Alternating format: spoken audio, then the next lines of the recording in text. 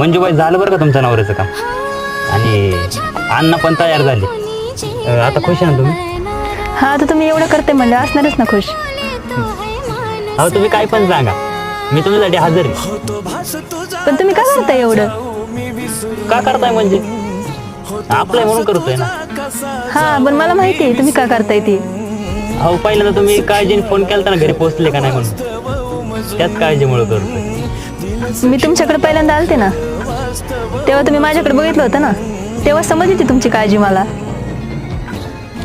मग असं माझ्या गाडीतला नंबर लिहिलेला बघून मला कॉल करून मीच का बघणं, हे काय आहे मग? आता तुम्हाला बी माहिती आहे आणि मला बी, मग आता लपून काय फायदा. पण हा, प्रेम बिम हे सगळं लग्नाच्या आधी.